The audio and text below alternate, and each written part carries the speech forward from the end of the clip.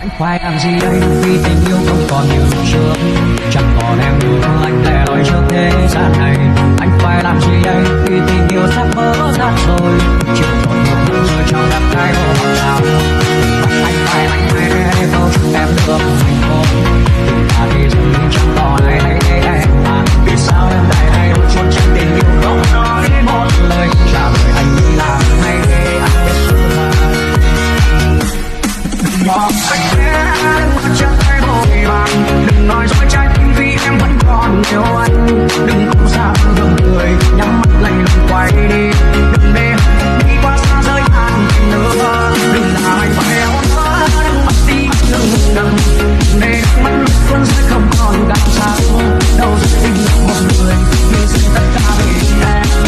Người yêu em nơi ta đi quay về đi.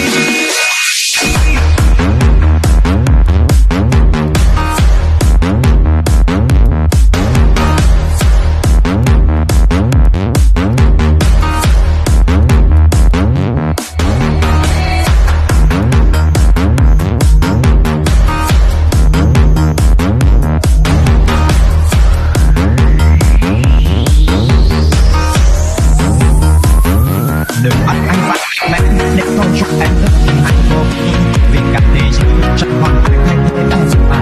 Vì sao em lại hay đôi trốn trong tình yêu không nói một lời trả lời anh đi làm hay để biết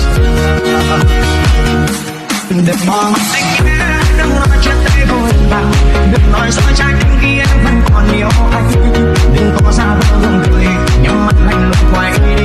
Đừng để hạnh phúc đi qua xa xôi hạn định nữa. Đừng làm anh phải đau đớn, mất tim đừng đừng để mắt lấp con dưới không còn cảm giác. Đâu rồi tìm được một người hy sinh tất cả vì em. Người yêu đời không ai quay về đi. Đừng bỏ anh nhé, đừng nói chia tay vội vàng, đừng nói dối trái tim khi em vẫn còn yêu anh. Đừng có xa vờ ngậm cười, nhắm mắt lạnh lùng quay đi. Đừng để hạnh phúc đi qua xa giới hạn tình nữa. Đừng mà anh phải đau đớn, đừng bắt đi anh đừng đừng. Đừng để được mắt anh còn rơi khóc mơ cảm giác. Đâu sẽ tìm được một người hy sinh tất cả vì em.